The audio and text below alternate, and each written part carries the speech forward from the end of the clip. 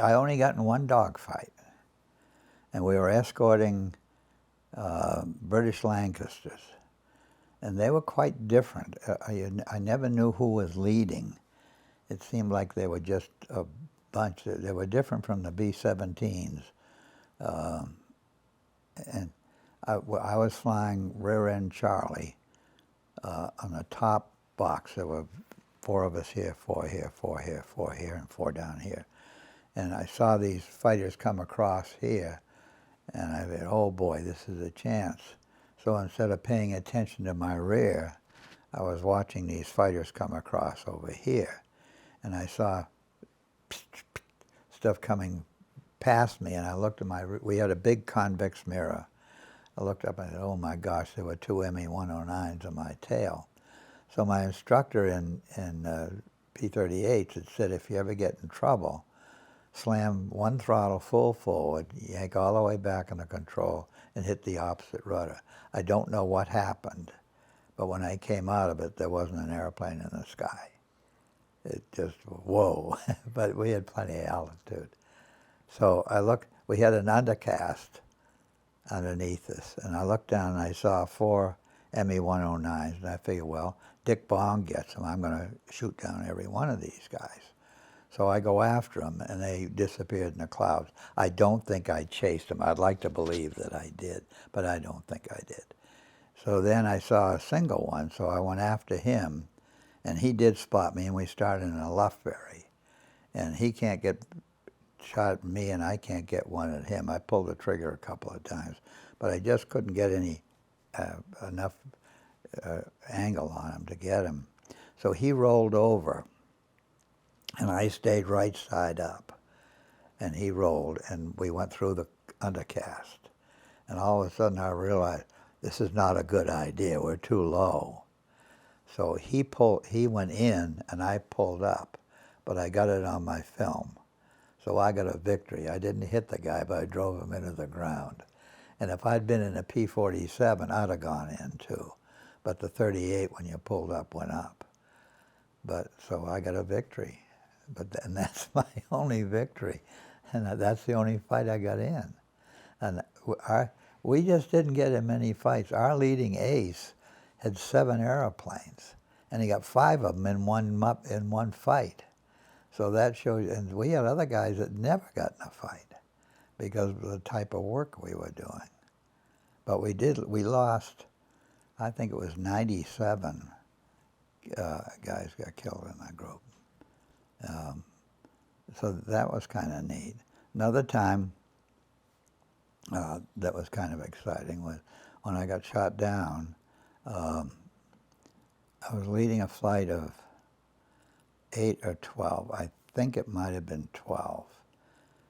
And we dive bombed, and I looked, we were heading home, and I looked down and I saw this convoy in the woods. Whoa. Perfect curve of pursuit, you can get every damn one of these things. So I left 4 up and went sailing down, firing, and nobody shot back. And that's what they were waiting for, was Dumpkov Hallett to pull up. When I pulled up, they turned loose. And something came through the right engine, through the canopy, and I hit my goggles, and I saw red. So I'm going to swear, okay? So I hit on the yoke. You've got a yoke column coming up and across with a yoke, and it's like a X within the handles. And I grabbed it, and on that is the mic button as well as your bomb, and I saw red, and I said, Jesus Christ, I've been wounded. And it went over the air. I didn't mean for it to do, but I hit the mic button.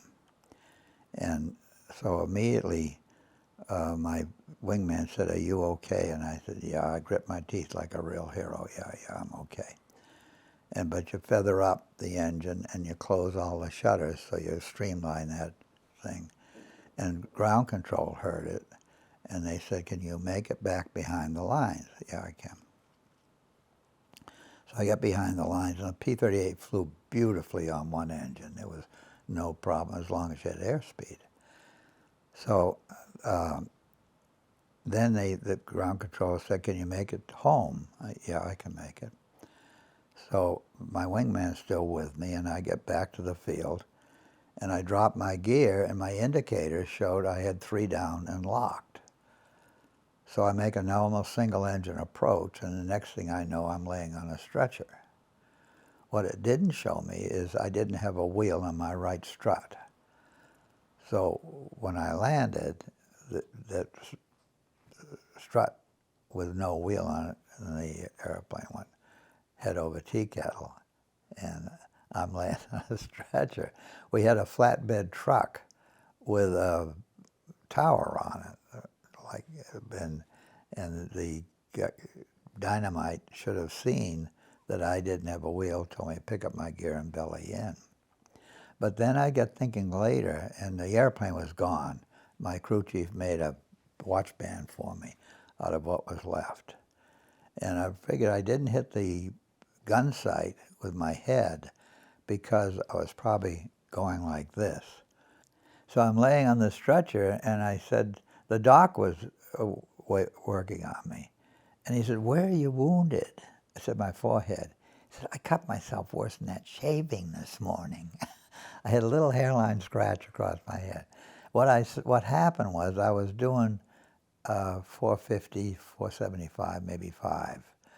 And the differential in pressure, when that projectile or piece of engine, whatever it was, came through the canopy, busted a blood vessel in my eyeball.